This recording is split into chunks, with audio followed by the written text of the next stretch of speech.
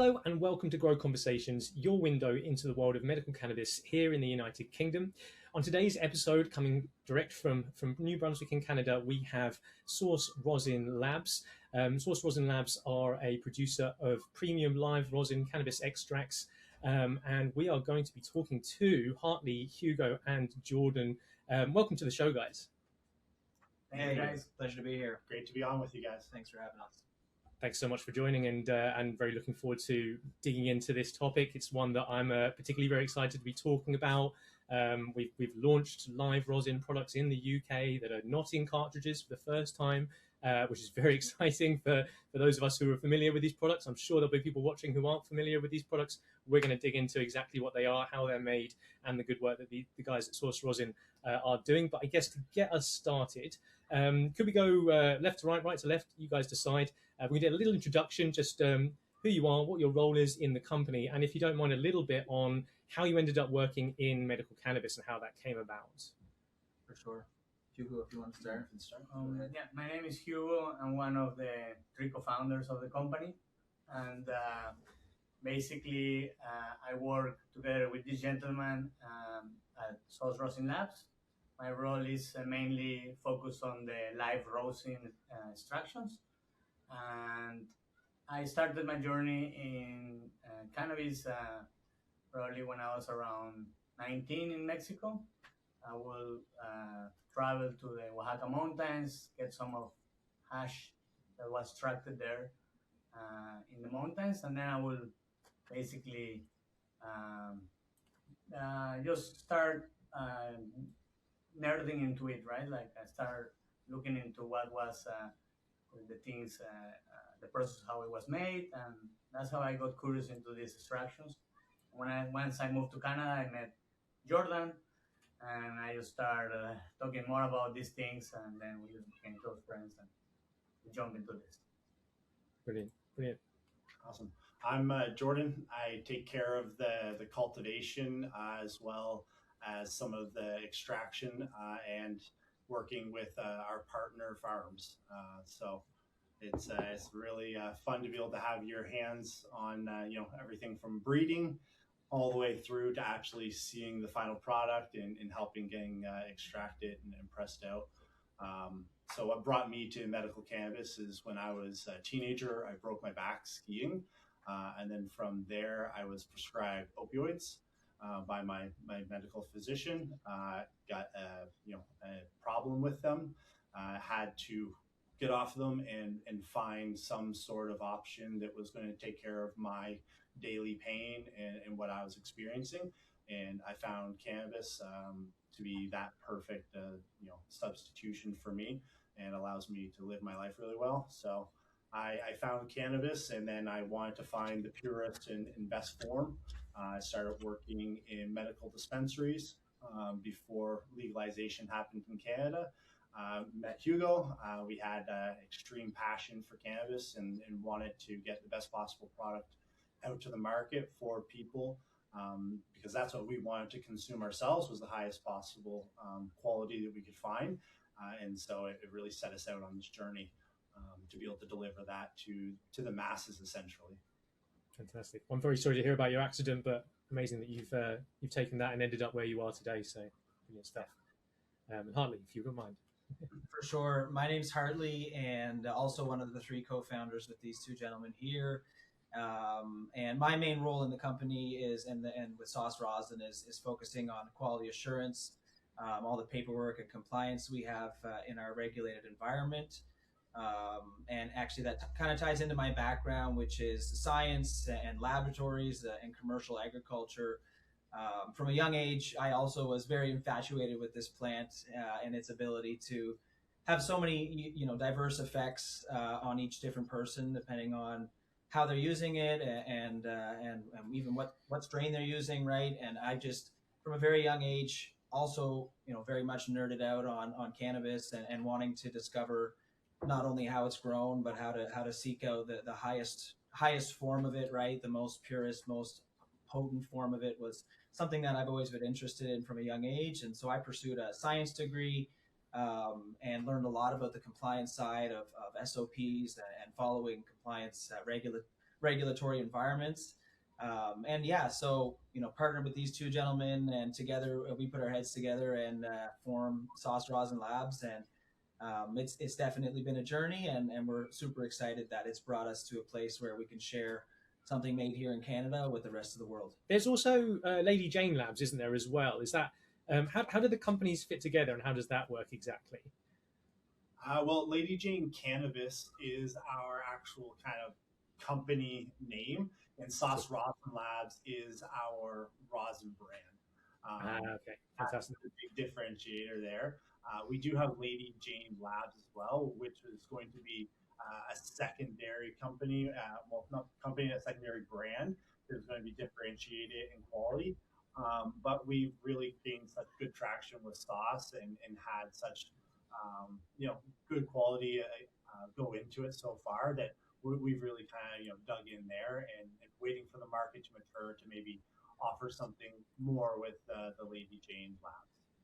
Perfect. Maybe you can give us a little bit of the story so far for Sauce Rosin Labs, if you wouldn't mind, and tell us all about the great work that you've been doing in Canada and maybe further afield. For sure. Yeah, no, I'd say if you look at our operations and our company, we started with a very small scale, what we call a micro license here in Canada. So we've got a micro facility, and essentially you can look at it as divided in half into two pieces. In one half, we've got a micro cultivation license, and in the other half, we've got a micro processing license. So the cultivation license is where really everything starts with us. Jordan here does breeding programs and pheno hunting hunts, I guess, throughout the a few of those a year, where we're selecting and looking for the next 2 or 3 years of winners.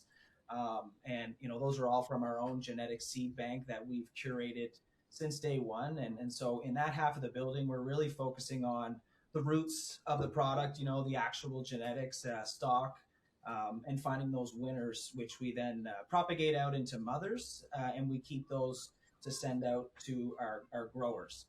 So we work with a very select few growers, mainly here in the maritime provinces of the country, where they're growing those winning genetics that we've hunted and bred, and we're able to get a standardized input for the other half of our building, which is the micro processing lab. So over in the micro processing lab is where all the magic happens to remove the resin glands from the plant, see how the farmer expressed that genetic that season or that cycle, and basically produce live rosin. So there's obviously a lot to get into there on that side of the building. But yeah, a little bit about where everything starts and then what eventually it turns into. And if Hugo, maybe you want to jump into in the micro processing side of the building, what our extraction process from a high level looks like. Yeah. I mean, sorry. No, sorry, please go ahead, Hugo. I was going to ask about breeding and selecting phenotypes, but we can move about whatever you. We can go to that. That might work. Yeah, let's go to the very beginning, which is kind of like where I start. That'd be good. For us, it really had to start in the Canadian industry, in the legal side, looking for genetics, because when we first came into the industry, we thought there was going to be readily available hash genetics, and we found out very quickly there wasn't. Luckily, we had a day one amnesty where we get to bring in all of our genetics all at once. We got to collect those from across California, Canada. We even got some land races and some unique genetics also out of Europe. So it was really, really nice to compile a whole bunch of genetics before we were able to get licensed. We got our license, and then from there we started doing all of our pheno hunting. And that is really unique to us, specifically because we're pheno hunting for really one purpose, and that is for live rosin. And so to be able to get live rosin, we have to have that starting material, which is live hash. And so we need a plant that will actually be able to be extracted for that. You need unique glands on that plant that are different than for dry flower, essentially. So for dry flower, you want it to be a really, really wet resin gland that doesn't detach from the plant. You want it to stay attached to the plant. For us, we want it to be a complete opposite type of makeup, where the resin gland, the trichome, is going to be a lot bigger of a head, and it's going to wrap down and be a lot smaller of a connection to that plant, as well as it's going to be hydrophobic to the wash, because that's a really important part to be able to actually be able to capture those hash glands in the water, and then have a yield that is sufficient enough to commercialize it. And then honestly, really the most important part is to have something that is flavorful and gives a really good experience and a unique experience to the end consumer, whether that be someone who is a medical user or a recreational consumer. It really doesn't matter to us. We just want it to be that absolute highest quality. So we had to start there and select through hundreds of different plants to be able to find certain plants and certain strains that work really good for that extraction process. We find those, we get them grown out in our own small footprint, and then we send them out to the farms where they actually grow them out at a really large scale, so that we have enough input material that we can service large enough markets and have a consistent product, a large enough amount of it that when it works for a consumer, they keep coming back to it, and it's available for them, and it's available in that same format and that same quality time and time again. So having the control all the way from the seed to the farm, and then for that to come into our lab exactly how we want it to, has allowed us to have the maximum amount of control to keep that quality all the way through, because it's a really unique thing with rosin. If you don't start with really good starting material, you're very, very, very rarely ever going to have anything that's good on the other side. If you have really good starting material, you're 9 times out of 10 going to have really good end material, especially if you know what you're doing. And so that's given us a unique kind of foothold in the industry, and a unique kind of foothold to be able to offer different strains to the market that are also unique to us, because we've been doing this long enough that we've taken those genetics that we have found and we've crossed them with each other, and done hunts of those. So it's all unique strains that we have found in-house. And actually, I'm doing my very first pheno hunt where both of the parents are bred in-house. So the mother is bred in-house, the father's bred in-house, and now we're going to hunt that lineage to find something that is really, really unique to us. And I think that's where you can kind of be like, yep, that's our strain. That's no one else's. And then it's going to be fun to be able to offer that to the market, I think. Yeah. If I can interject there before we talk about extraction and the sort of next stages, I'd love to learn a little bit more about, I suppose, the relationship between you and the cultivators, because I guess you're producing these genetics, you're sending them out to other growers to grow in bulk, essentially, and then they're shipping back to you for extraction purposes. I use the word shipping. I don't imagine it's a huge amount of lorries going back and forth, whatever it is. But how do you give them specific directions of this flower needs this specific nutrients? How does that work? So it's a dynamic dance with the farms that we work with. Honestly, there are some strict parameters that we have to follow that I really impose onto them, and that is to really gain the cleanliness of the grow and of that area, so that you don't have contamination into that flower. Because if you have dust and small debris in that flower, it's very hard to separate it from the trichomes, because that's all we're doing. We're not actually melting the resin down and then purifying it by any means. We're just separating it. Mm-hmm. So there has to be a lot of cleanliness that changes on a fair amount of farms that we work with. But at the same time, I have to listen to those farmers and know and trust that they understand their farm, they understand their systems. And so it becomes, I need you to do this.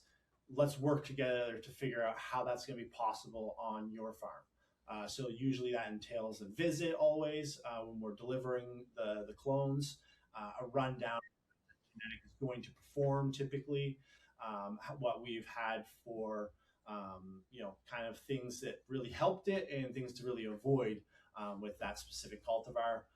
And then from there, we go back and then we teach them and we help them hands-on how to harvest the material. And then all along the way, I'm doing lots of checkups to make sure that everything's going okay, everything's growing properly, that they're not running into any hiccups. And if they do, try to really help problem solve and get through all of that. So It's really a love of the farms that I have, because without them, like, we can't do any of the work. Yeah. So it's everything for us to have these farms that are willing to be dynamic and willing to learn and willing to change their methods to be able to get the quality that we need.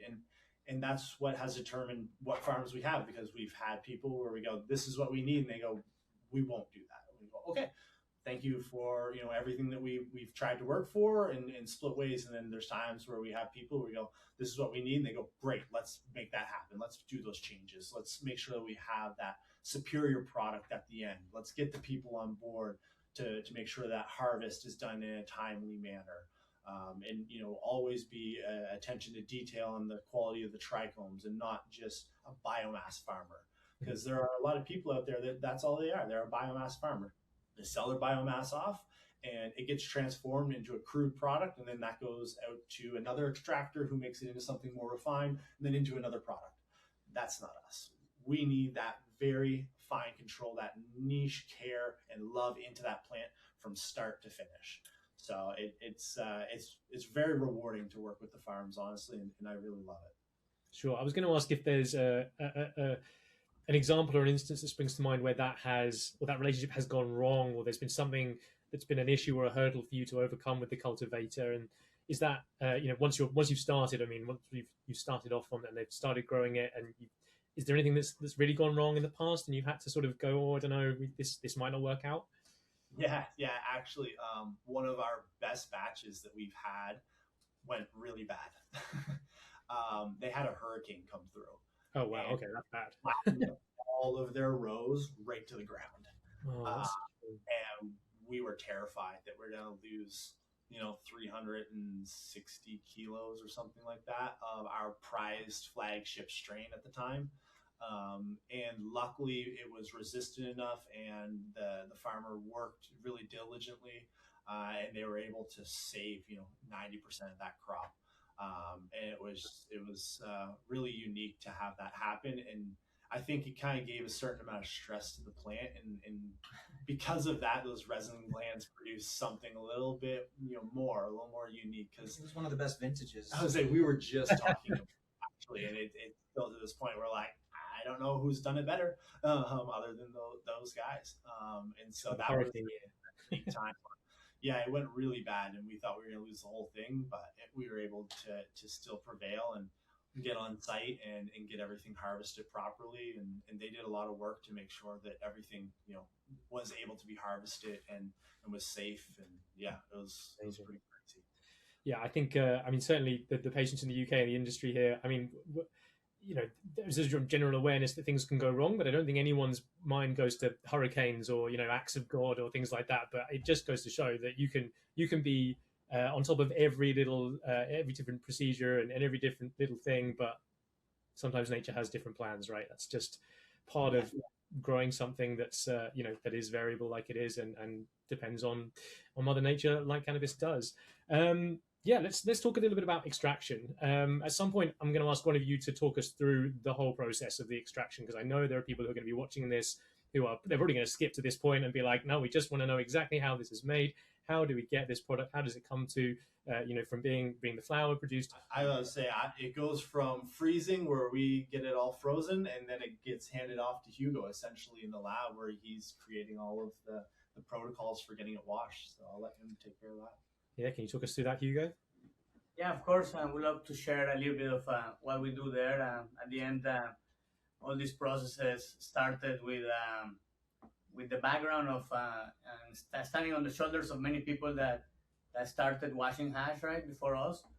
We always try to learn from every master, and then at the end of the day, we all three of us sit together and we put the SOPs in place, right, for this to happen. But essentially, like Jordan was saying, once we finish our work with the farmers and getting the cannabis frozen, the cannabis normally gets packed into around 1 kilo bags to 2 kilo bags max, because you don't want to be harvesting that plant and getting all your bag mushed, right, at the beginning of when you start harvesting. So you want to always harvest 1 kilo to 2 kilos between 1 or 2 persons and get it from the first bud you cut into that bag until you put it in a freezer in around 30 minutes.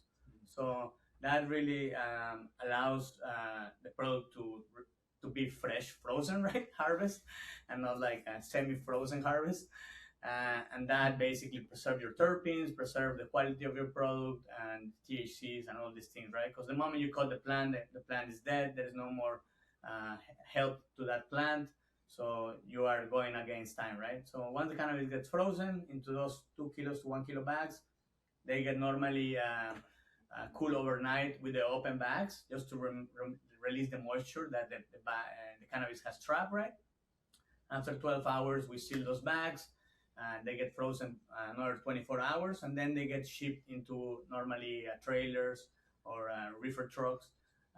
Like Jordan was mentioning, 300 to 400 kilos at a time of fresh frozen is what we normally washing to make one lot that is sufficient for not only the whole country of Canada, but now to ship to some international countries as well, right? So once the product gets into our freezers, we start with the bases, which is basically our water. We do in-house our own reverse osmosis water. We have a well where we put all the water, we transform it, and then that water goes through many filters, including UV filtration, in order to deliver a water that has 0 particulates per million, right? Because we want to start with just a blank canvas to wash those trichomes and give them the opportunity to express themselves, right, without any adulterations. So we will wash into a machine that's called an Osprey. It's a machine designed by Low Temps in Colorado. It's all stainless steel, aeronautic, basically hardware. And we just start by filling up the machine with, depending on the amounts of cannabis we're washing, different amount of water. It gets filled with our water. Our water is pre-chilled to 0 degrees.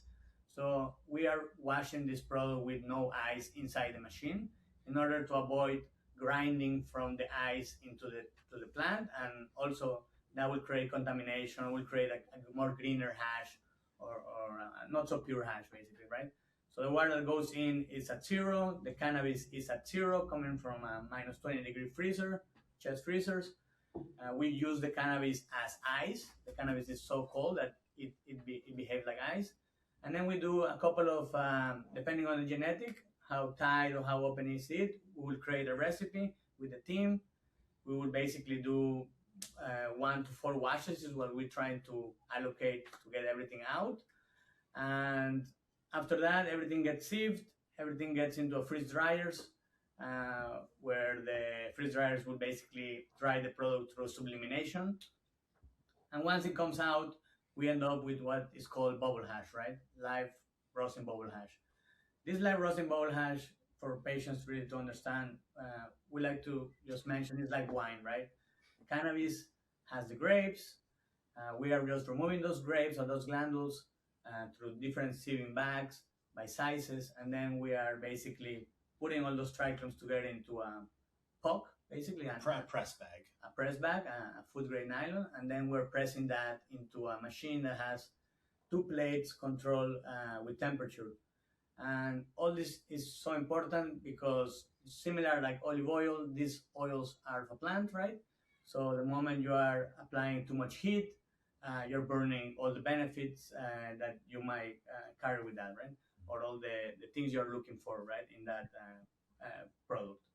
So once the cannabis is pressed, then it goes into what's called curing. And this curing process is as simple as basically all your fresh pressed live rosin that's coming out of that bubble hash. It gets put together into a mason jar. That mason jar has as well a very good lid, a stainless steel with a BPA-free covers. And that product goes into what's called curing, which is basically micronucleation of the product, essentially. So it's all of the THCA crystallizing at random micronucleations where it's super small crystallizations where it's becoming stable, and then from there we basically scoop all of that back out of the jar and crush it so that all of that crystal matrix gets smashed into the absolute finest of particles, so that it's smooth at that point. Yeah. So at the end of the day, it's just once you have all your 20 jars, or whatever jars, you put them into one final container where everything gets amalgamated really softly, not aggressively, in order to don't oxidate the product. And then from there, it basically goes into jars that goes into a freezer. And as we get orders, we are pulling rosin out of vacuum sealed frozen jars. So the product the consumer is getting is not a product that has been sitting for months outside. It's a product that is fresh as the day was made, similar to when you buy from your farmer steaks of meat. If you get home and you freeze it immediately, that product is as fresh as you got it that day, right? But if you wait 5 days and you freeze your meat, that when you pull it out of the freezer, it's still a 5-day-old meat, right? It won't, freezer won't make any magic with time. So that's similar things. Analogies we like to tell people about the grapes, the wine, what we're extracting, the meat, the freezing, and all the supply chain, right? That involves live rosin. And as I was mentioning, this is a product that once it gets finally done, it needs to be retained in a freezer. The consumer would suggest to keep it in a freezer if not in use. If in a daily use, you can keep it in a fridge and you can defrost 15 minutes before use to bring it to temperature to avoid moisture to come inside your concentrate jar, right? And that's really the process, of making the extract. Quick and dirty. Yeah, quick and dirty. And then of course, once you make this product, this live rosin, you can now make from that vape carts through a different methodology. You can make live rosin gummies. You can make lip balms infused with cannabis, creams, all sort of kind of things. At the end of the day, the most important thing of what we do, like Jordan was mentioning, is we specialize in live rosin, from which we can deliver and make different products out of it based on the holistic way of making this product. This is the most important, right? That doesn't matter the product you will do using this base, it will be having a very holistic base for your product, right? To be applied to whatever you need, right? Yeah. It's a really easy way for people to remember if they're really new to this. Rosin has an O in it, so it's organically made. So because we're only using heat, water, and pressure. Those are the only things. And so because of that, it's a naturally cleaner product as long as you start with clean inputs. And so that's why it comes to working with the farms for really clean inputs, and then being really clean, like Hugo was saying, with the RO water and the UVC filtration, everything like that, all the way through, as well as just having a lab that's impeccably clean as well. Yeah, in the lab, just to give also to consumers some knowledge, we come to the lab every day, freshly showered, no perfumes, no earrings, no tobacco, and basically everybody gets lint-free clothes. We clean, we roll the lint-freeze, we wash the gloves. It's something important with anybody that's handling rosin. We like to educate that gloves are made in manufacturers that drop powder zinc into the machines, or different powders just for the gloves to don't stick.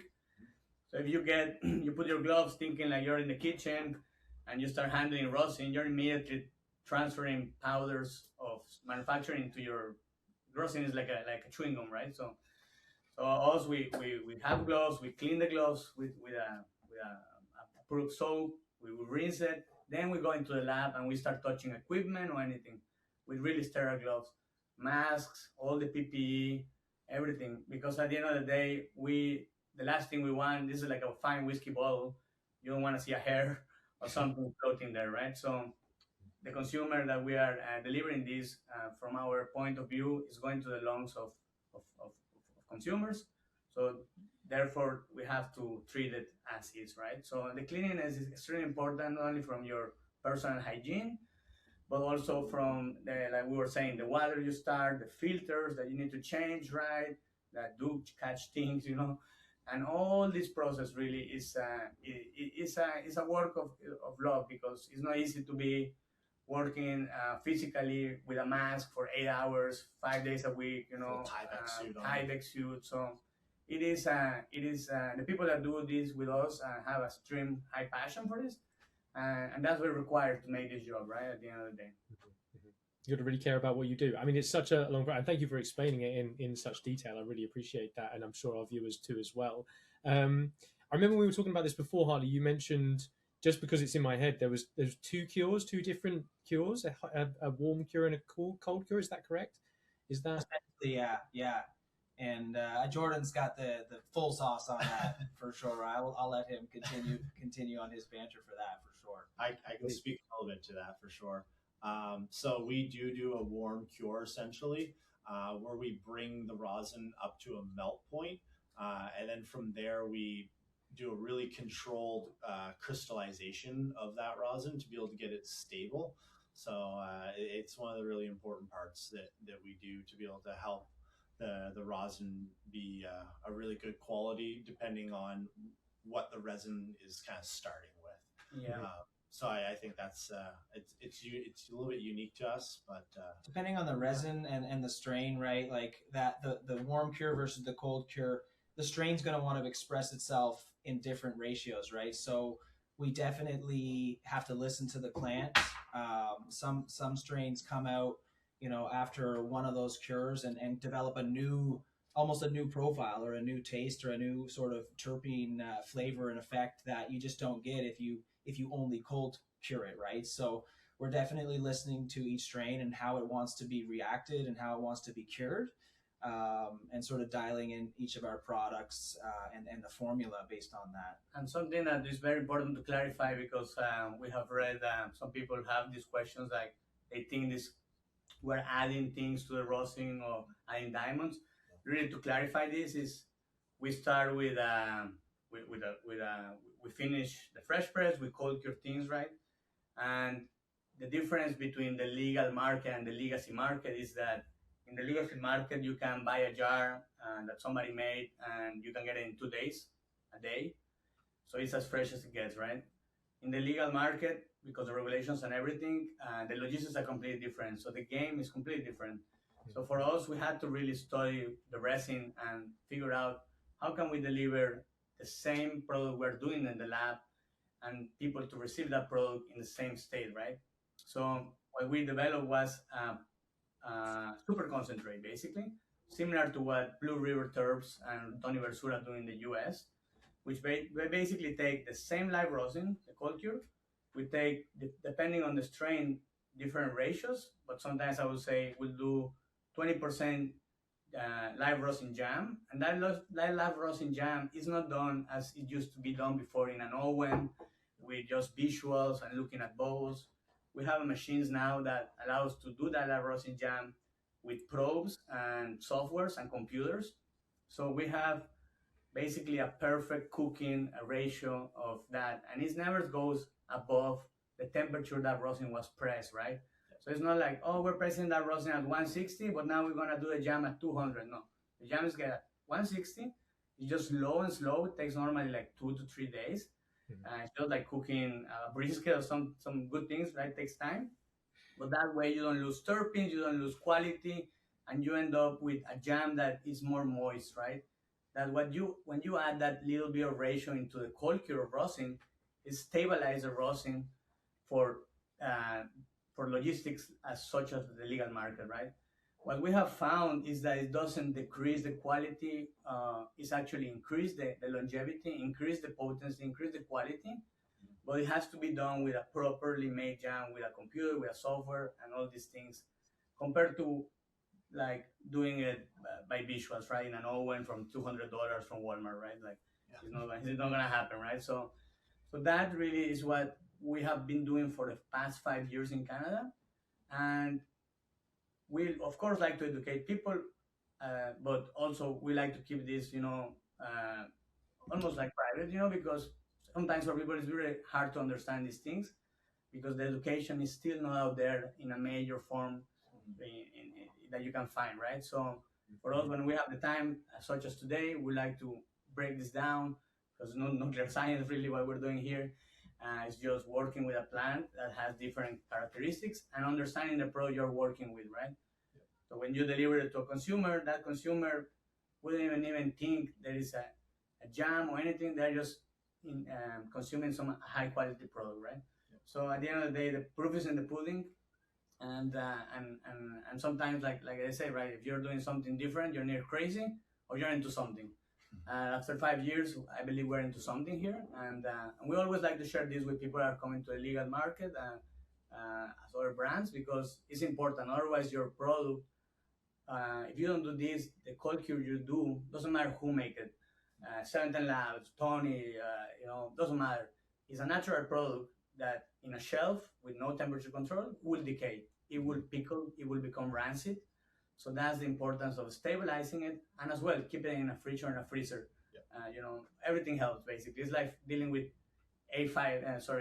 basically like bluefin tuna, or ice cream. Like those are products that follow a supply chain. Otherwise, the consumer and the supplier wouldn't be able to make money, right? Neither the consumer will be enjoying it. So we know that's possible. We know medicines. There are medicines that are followed, supply chains of cold. So all these things are possible, but takes education, takes time.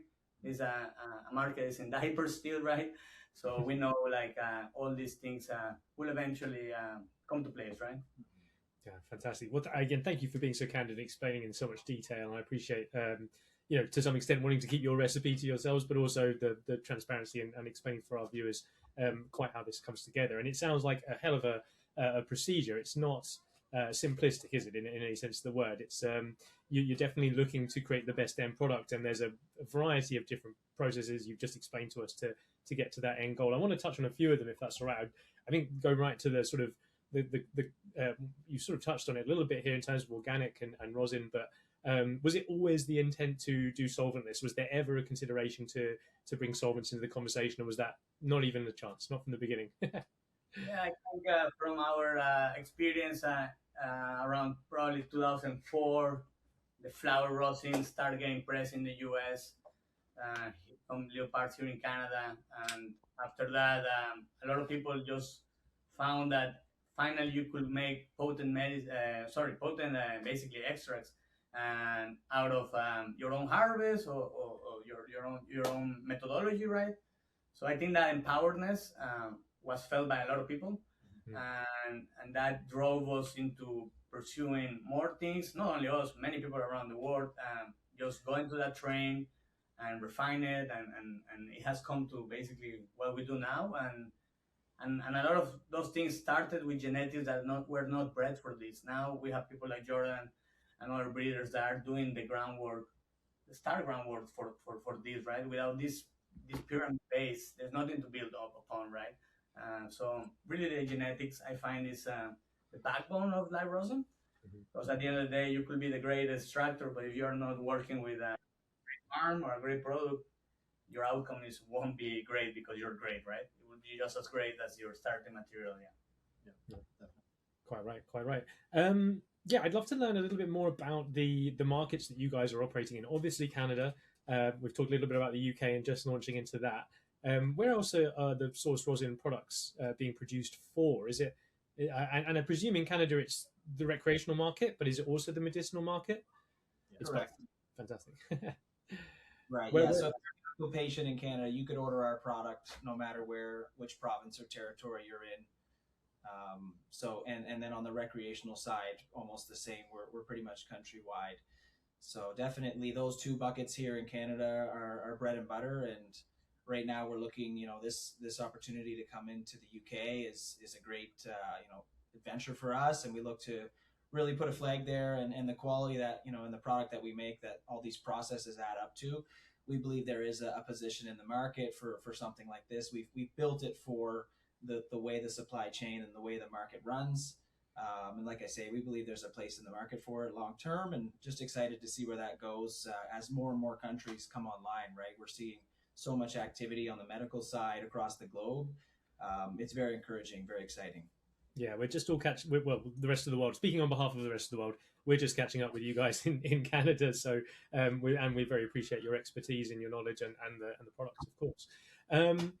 Is there anything that you had to do differently for the product to reach the UK, or was it exactly the same process? Was there anything where, because obviously the regulations are different, there's potentially different specifications, but I think that's probably more important when it comes to flower than extracts. I might be wrong. Was there anything you had to do differently? I would say because of the way we've designed our product and the process, and the big one is the stabilization. Our batches we make here in Canada are the same batches going to the UK, going abroad. because they have that shelf stability built in. And of course, like Hugo said and hit on, we need to hit the cold chain wherever possible. It needs to have that level of control to help things along the way. But because we've designed that stability into the way we finish each batch, there's nothing separate from a batch in Canada versus a batch in the UK in terms of which batch it actually is. And other than that, it jumped across the pond, right? That's the only difference. So it's definitely a big result of all the processes that we have in place.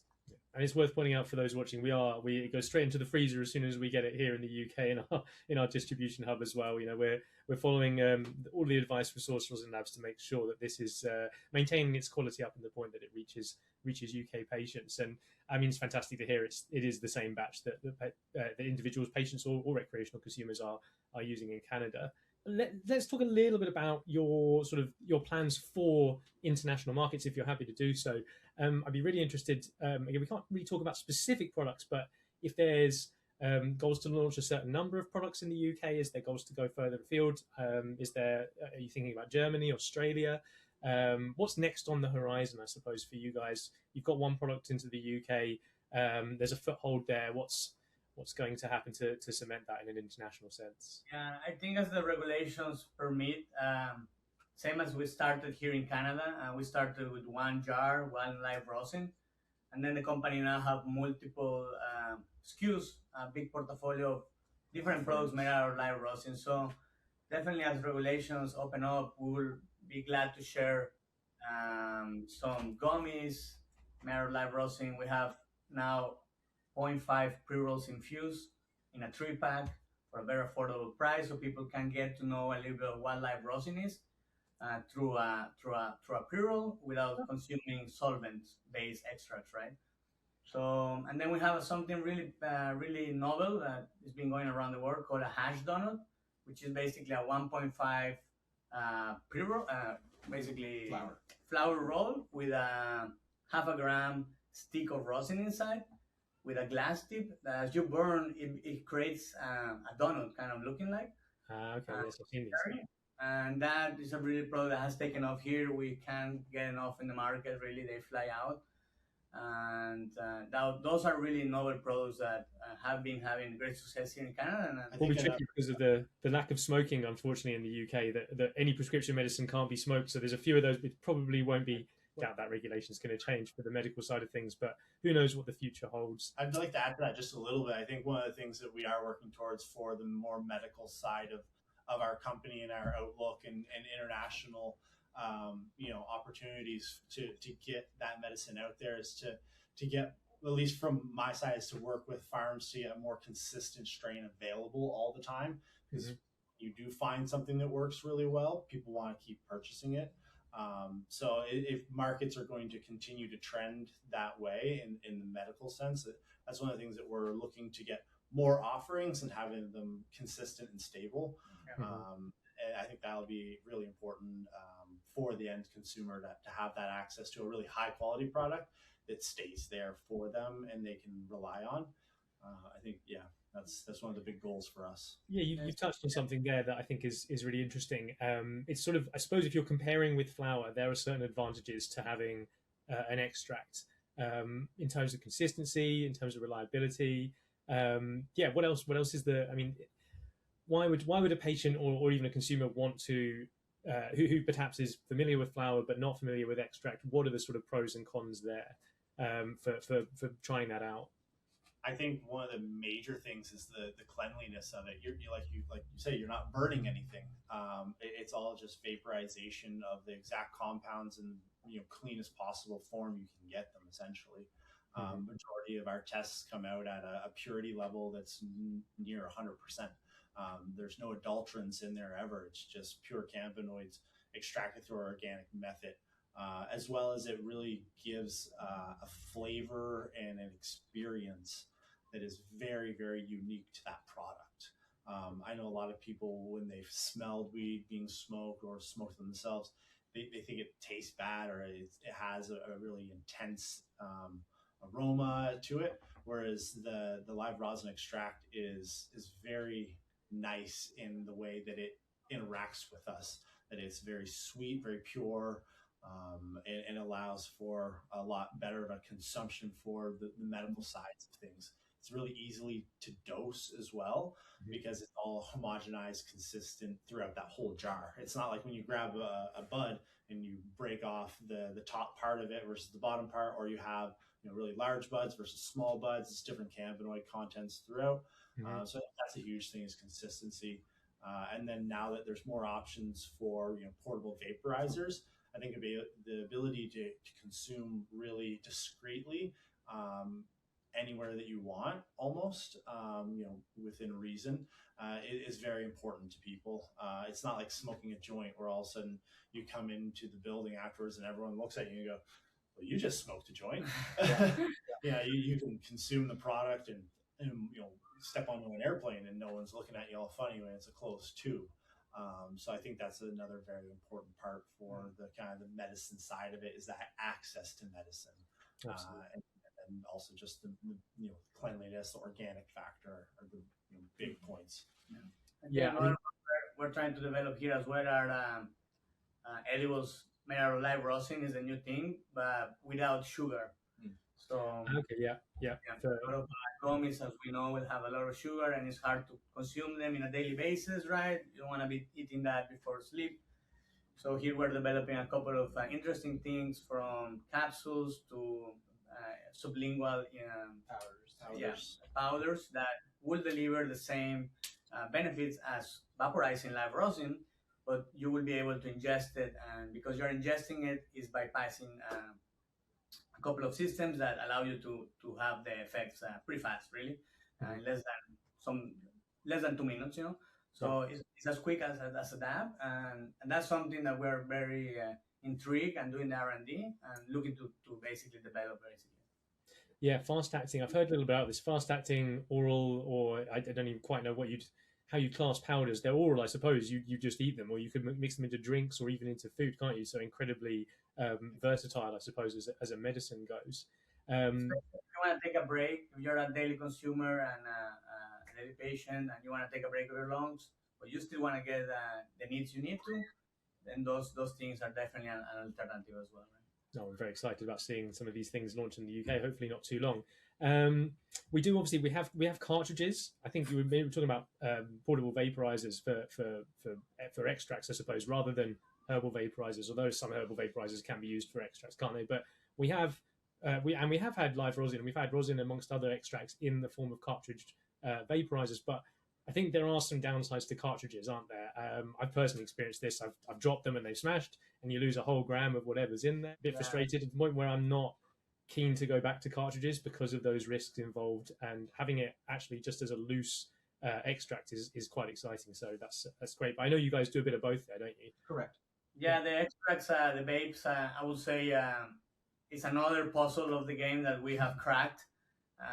Again, we cracked it with the same machine that we use to stabilize and do jams, rosin jams. One of the most interesting things is that in this machine, everything is captured, nothing is escaping. So really that you are not, compared to back in the day when you will do jams in an oven, you will be losing all kinds of terpenes. You will be heating the rosin to all kinds of temperature. Nobody knows. This machine allows you to basically control and capture everything. So your terpenes will change into different, sometimes things that are more enticing. And the same machine, we use it for making the vapes cartridges. And that's something that has delivered a better experience compared to the vape carts most of us have experienced that are done in an oven with the temperature in your eyes, right? So because of that, that was one of the first parts of that puzzle, was to make the live rosin stable and proper for a card. And the other part was for us to look for cards that deliver that rosin in a proper manner, right? Mm-hmm. The cards we're using, they are made with zirconia ceramic. The wicks are organic Japanese cottons. The seals are not silicone anymore, are something called Viton, which is more heat resistant, pressure resistant, and terpene resistant. And we're only doing 0.5 gram vape cartridges because we believe that is what allows you to consume the whole 0.5 gram to the end and have a good experience. Also, these cards have, instead of a circle, they have triangle intakes, and that allows you to really consume all the extract from that chamber because the flat base is a triangle, right? So that is really, and the other part of the question that allows to really connect this, I think those were the two biggest parts, right?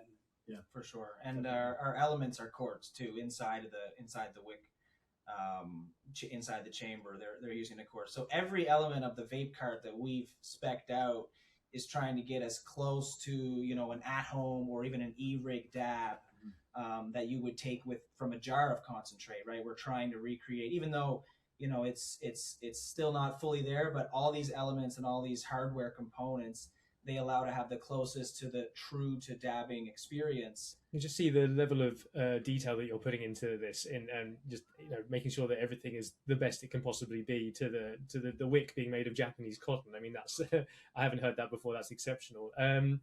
Which one of you is the perfectionist? Are you all perfectionists? Who is?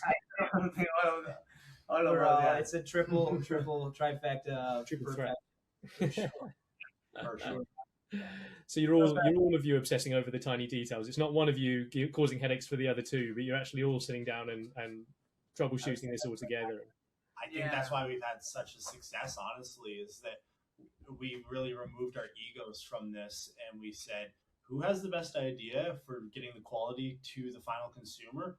That wins. I don't care if it's my idea or if it's Hugo's idea, if it's Hartley's idea. It's whatever is going to get that product to stay there at that high quality. It wins every single time, and it doesn't matter who it comes from. Because at the end, nobody here is the boss. The only boss is the client and the patient, because they pay the bills. So that's the people we're working for, right? Those are my bosses. Yeah. So at the end of the day, not only economically we need to fulfill those orders, but also ethically, we all are also involved with this, and therefore we want to deliver the same we all experience here, right? Definitely. Yeah. Beautifully put. I love the idea of the consumer is the boss at the end of the day. Oh man, it's so interesting to hear. And we're just looking up the time. We're already 50 minutes into this. I'm going to have to start rounding things off, but there's so many things I'd like to talk about. Before we do, we'll do a bit of a quick fire round for you guys. I don't know how we'll do that with 3 guests, but we'll work it out. Is there anything that you'd like to tell our viewers about Sauce Rosin Labs, about the work that you do, about the work that you're hoping to be doing, or you're looking forward to the future? Is there anything you particularly like them to know before we move into the sort of closing questions? I think from my end will be like, this is a company made by really like a small group of people. The team is around 10 persons, and there is no really cutting corners for us here. So for the patients, whenever they get their hands on this product, they can rest assured that everything to put that jar into their hands was done to the maximum everybody could do it, with a lot of love and care, and that's really what we stand behind, right? We stand behind our products because that, at the end, like I mentioned, is the only thing that keeps a business alive, right? Yeah, I think I just want to echo that just a little bit of that. Our team behind us are just as caring as we are. That's why they're or more. And something more. You know what I mean? They're sometimes, you know, giving us the little bit like, hey, what about that? And we're like, oh, that's amazing. Let's do that as well. So I think that's also a massively important part of this. Is it's a small team. Everyone cares. We're doing this to support, you know, everyone's family and to honor the plant. Like, I owe my life to the plant. So what we do is all that love integrated into it. Yeah, we're a company, and we tell our employees we pay you to think, not to think. So we appreciate feedback. We take feedback from staff, and we apply it, right, if it's the proper feedback. So definitely, I'm super grateful with the whole team, you know, and everybody. Fantastic. All right, let's do a little bit of a quick fire round. I'm going to fire some questions at you. You know, 1 word, 2 word, 3 word answers, if you wouldn't mind. We can go between all of you, or if you want to have the same answer, we can just shout it out. Whatever you think is a sensible way to answer these. I don't usually do these with 3 guests, but let's do it because I think it'll be good fun. And I think the first one, not a problem. I think I probably answered this for you, but flower or extracts, if you had to pick. Extracts. Yeah. Okay, that was easy. That was too easy. Favorite terpene? Ooh, sour. I like hazes. Haze. I really love the fruits, like the papaya, kind of like OG banana, those types of like terps, like in a sense. Cool. Favorite? Oh, sorry, yeah, the sour. All day long. Sour. Sour fan. I'm a sour fan too. I'd agree with you there. Nice. Favorite piece of kit in the facility? Piece of kit? Favorite piece of kit? Favorite, whatever you're using in the production process. Favorite machine. I think our label printer. That's my labels. Sure. I love the press because it's automated. Once I set a recipe, it does its work on its own. So that'd be me, the press. The label I was saying because before we had to apply thousands of labels by hand, and now it's like a label machine. Printing machine, yes. The one you're most happy to have. Besides the label machine, I would say that up there is the reaction machine that we cure our rosin in. That is where those final, after the press, after the wash, after all that input, that final curing stage, to be able to dial it in with all of our probes and closed loop system and the computer watching, the temps and the pressures constantly. It's truly a great scientific component that I like to stand behind. I'm very proud that we have integrated into our finished product for sure. Amazing. It's where the magic happens, I suppose. At least, well, one of the places, but where the magic sort of comes together. Biggest misconception about the cannabis industry? It is, I would say, a misconception would be that it's just coming and irrigating plants and smoking weed. It's not that. It's a job like any other job. It's a business like any other business. But thankfully, we are lucky enough to at least do what we like and get paid, right? So yeah, definitely that's the protein.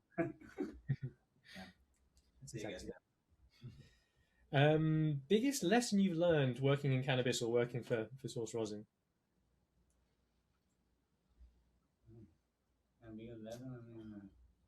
Put good product out and people return for it. I think that's for me at least, it's like a really good product out that you stand behind and the people will show up. Yeah, you come full once, but you come full twice, right? So definitely. Yeah, starting with a value proposition that has a market fit, and then building and focusing on that every day, making sure that those two things exist, product and market fit. That's everything we do to build our product, was to make something that we believed there was a demand for, that there's a specific gap to fill. So definitely stay focused on that, and the rest sort of fills in the blanks. Yeah. If you could consume cannabis with one person, anyone in the world, living or dead, who would it be? Frenchie Cannoli again. Fair enough. Again, I like that. I took the last course in Canada with him, and I got to spend a lot of time, and he shaped me from that point on a lot, and the love of the farmers, and yeah, I'd shed a tear to definitely spend another sesh with him. Yeah. Rest in peace, Frenchie, of course.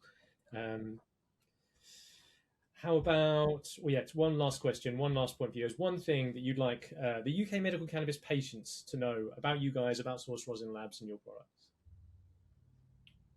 Well, I would say, thank you for giving us the opportunity to jump there and be part of your head stash, and hopefully we come to the standards you guys are looking for, right? So. And we love feedback. We're super open to getting a constant model of improvement is very much our mantra here. And not only do we look at our own business, but we're getting any feedback and all feedback from consumers and clients and patients in terms of what they're looking for, what could be tweaked, what works and what doesn't. So we're an open book, and we really love feedback. So we want to hear everything that's on your mind in terms of how our product lands and what we can do better. For sure, we're always going to be feeding that into the next batch. Yeah, and any patients or anybody seeing this, we can always be reached by Instagram, LinkedIn. So we have had a couple of people reaching out looking for information. So we're always glad to answer. Yeah. So it will be answering near one of us. Yeah, so we're the ones that get it directly. So you're in there in the comments, and Yes. Oh yeah. There's no team behind us that's taking care of any of that. We're the ones that directly, make sure that every consumer's heard, and and whether it's a compliment or a complaint, that it filters in properly. Yeah, and whoever consumer is not happy with the product is of course feel free to reach, and we'll be making sure they're taken care, because that's the most important again, right? That if they're paying with their hard-earned pounds, they should be getting what they're looking for, right? Definitely. And our IG is at Sauce Rosin Labs 2.0. I was going to ask. Perfectly done. Get in touch with the Sauce Rosin guys if you're interested in doing so. If you've got say comments, criticisms, or compliments. Thank you so much, guys, for sitting down with us. It's been absolutely fascinating. I've learned a huge amount. I already knew that about how the product was made. We've already had these conversations, but I certainly learned even more today about these things. We're very excited to be working with you guys as Grow, and very excited for seeing what you guys have in store for us later down the line as well. So I'm sure we'll be in touch. We can link up again and do another one of these maybe a few years down the line, and we'll see how launching into Europe and the rest of the world has gone for you guys. And I'm sure it's all going to be very positive. So thank you again for sitting down with us. Right back at you. Really appreciate it. Thank you so much. Thanks, Alex. And thank you everybody for watching. We'll be back with another episode of Grow Conversations real soon. See you next time.